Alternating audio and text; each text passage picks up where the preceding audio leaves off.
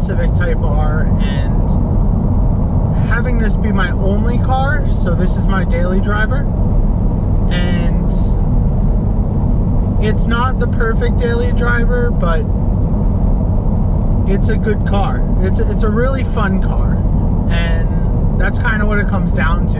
Is you can't think of this car as the ultimate comfort car when you need it and the track ready car when you want it to go on the track. It's not that. It's really a track ready car that you can daily drive, and that's what it comes down to. So I'm going to talk about that a little bit. So as you can see, we're on a little bit of a road trip here. We're on the highway, and I am driving just about 210 miles or so today. So I figured this would be a good time to talk about the car. And I'm driving it on the highway right now, and the suspension is a little hard.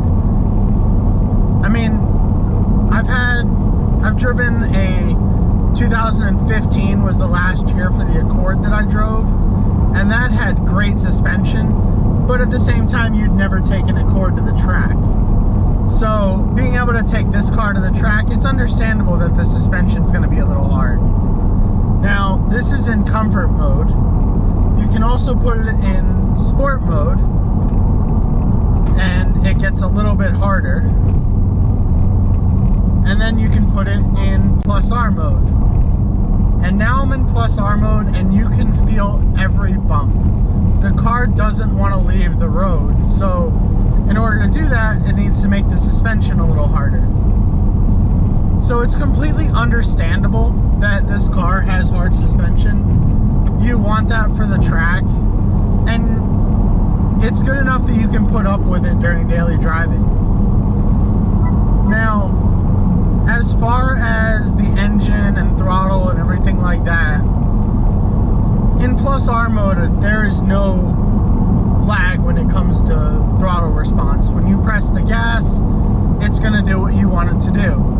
In comfort mode, I really like that it has a little bit of leeway, so you can hit the gas and then kind of hold the gas as a steady speed, and when you're at that speed, if you do fluctuate the gas pedal a little bit, you're not going to be jerking the car to accelerate and decelerate when you're driving.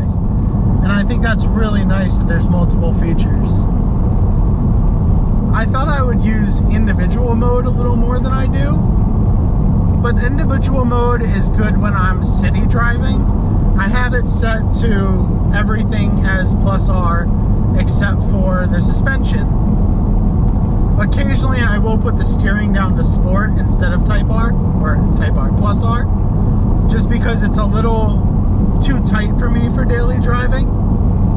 But most of the time I drive this car in comfort mode. It's really nice in comfort mode. I mean, the steering wheel doesn't feel tensed up. The throttle response is good to the point where you can just hold it at a steady speed. Comfort mode is really a big addition to this car, and having the multiple modes is really nice. Now, I don't quite understand the point of sport mode. Like, if you want comfort, you put it in comfort. If you want to have better suspension and throttle response, you put it in plus R.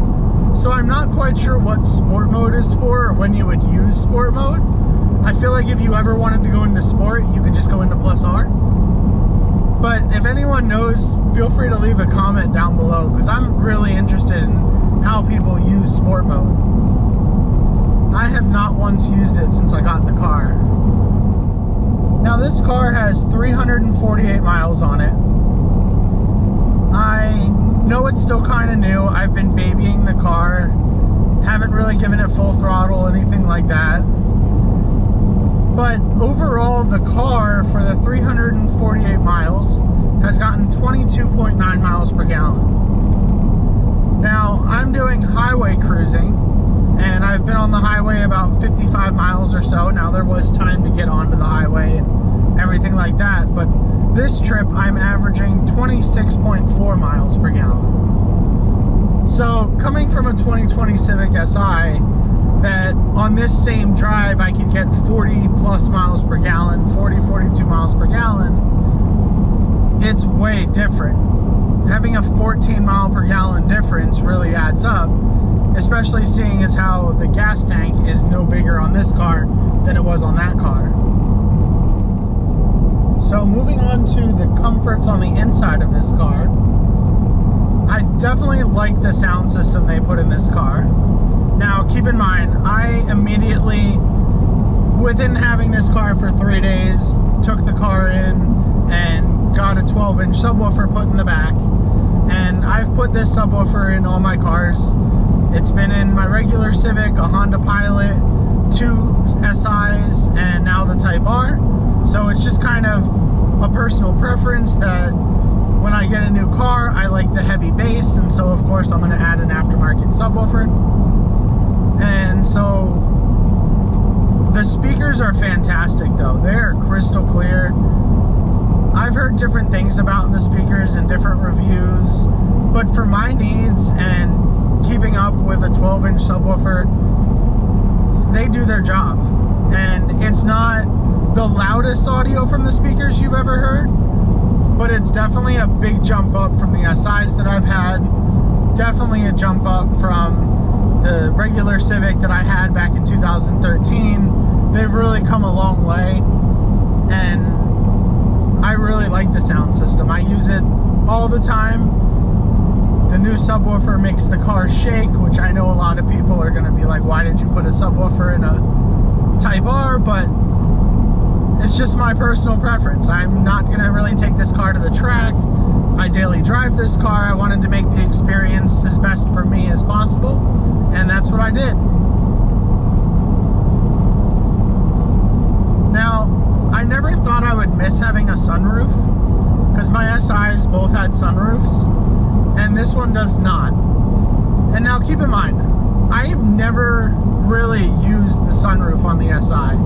When I opened it, the sun would be in my eyes and I would close it again. But I really liked having that option, or just having it be there to open up and let some more light in. On this car, there's no sunroof, and I kind of miss it. I just miss being able to look up.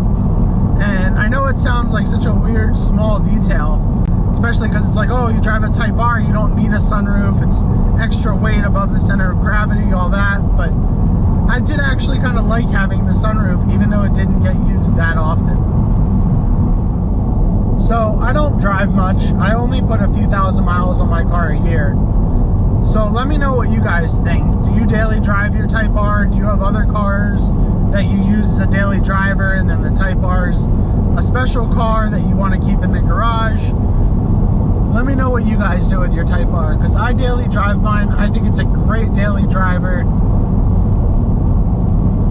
but it's not going to be for everyone. It's a personal preference. I don't mind the suspension. I don't mind the fact that it's built to go to the track. I actually kind of like that about the car. So let me know what you guys think.